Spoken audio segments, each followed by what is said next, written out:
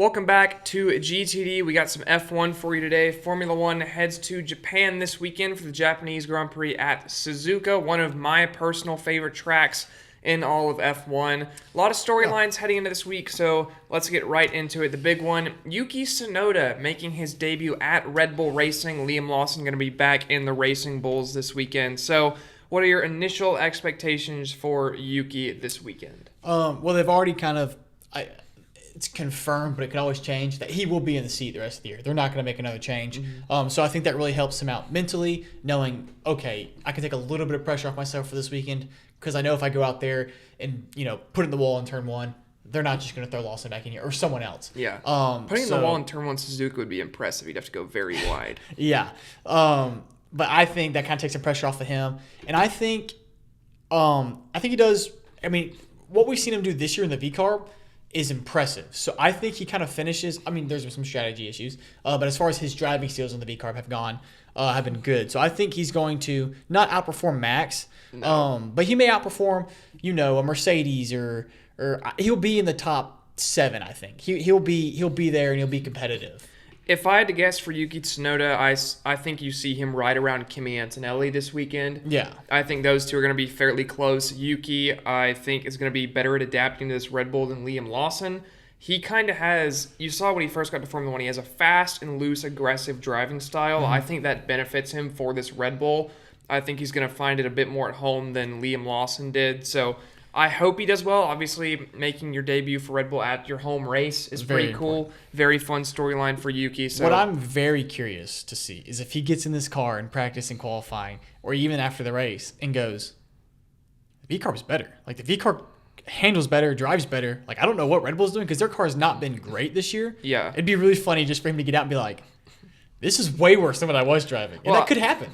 What's weird is I think the Red Bull is a faster car. I think the Racing Bulls car is easier to run lap time with than the Red Bull car. I think the Red Bull car is so heavily inspired by Max's driving style that it may be difficult for another driver. But Tsunoda, you've seen him just get in any type of car and adapt. So I think I think he'll be good. Yeah.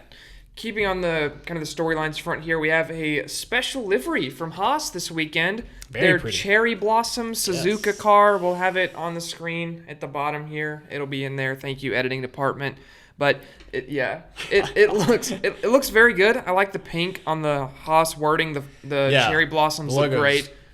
I'm curious to see what this special livery is that Red Bull keeps teasing as well. We're recording this on a Monday right now, so when this goes out, you probably already know what the Red Bull looks like. But we do not up to this point. If it's available, once this posts, it'll also be down there. So, and wow, it looks amazing. Yeah, it's down there. I don't like that at all. That is horrendously bad. It'd be very funny if it looked incredible. They dropped the ball on that one. I think it's incredible. I think it looks amazing. So we've locked in our picks for what the Red Bull is going to look like. Yes. Now it's time to get into picks. Real picks. Yes, picks for the actual race. Let's go in reverse order. I want your third, and then we'll go my third and the second. All right.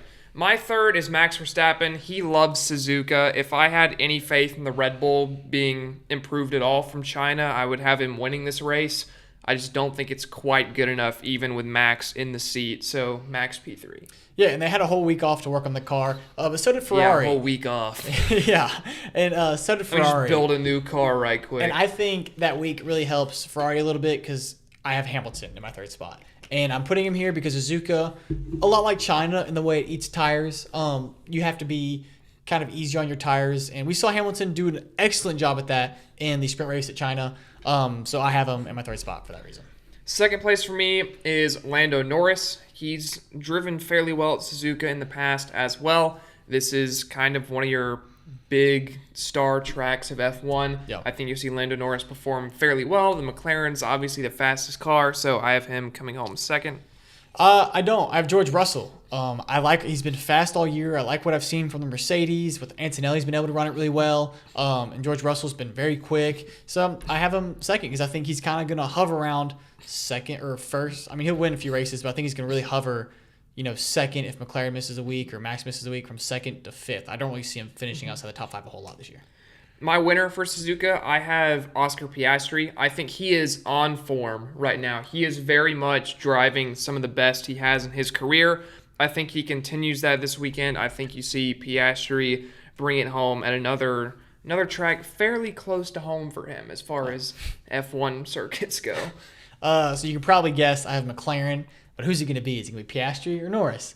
I'm going Norris. It's Nicholas Latifi.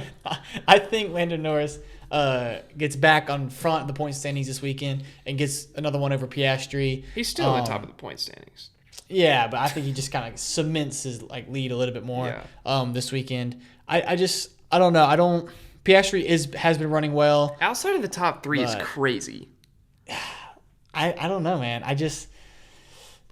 He's younger, maybe not as good as managing his tires. I know Norris isn't great at managing his tires. I think that's been Piastri's biggest growth point in the past year is how far he's gotten in managing tires. So I think for him to come here now, I think you're going to see a lot different than what you saw last time we were here from Oscar Piastri. I'm excited to see. I really am excited to find out which McLaren will do better because their car is obviously the best right now. Please, Pirelli, bring kind of soft tires because if you don't, this race usually cannot be the best. So Suzuka, one of my favorite tracks. I do maintain that Suzuka qualifying is one of the best qualifyings to watch in F1.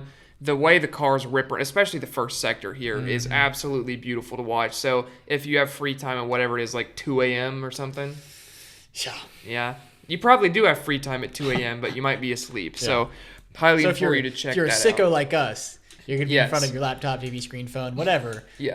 Annoying whoever sleeps next to you or in the room next to you, blare I'll be in San Antonio for the Final Four this weekend. So you can. Shout out the Auburn Tigers making the Final Four. Everyone in your hotel room, you can be like, guys, the F1 is on. Micah, turn it off. But Piastri just got pole. I can totally see that happening. But that's all we have as far as F1 goes. We will have all of our NASCAR videos up, our preview, our recap, all that good stuff. Baseball's back in action, so make sure you check out our baseball stuff. With that being said, featuring torpedoes. Yes. Torpedoes. Very interesting topic. Go check that out. I'm Keegan Miller. That's Micah Farmer, and we'll see y'all next week.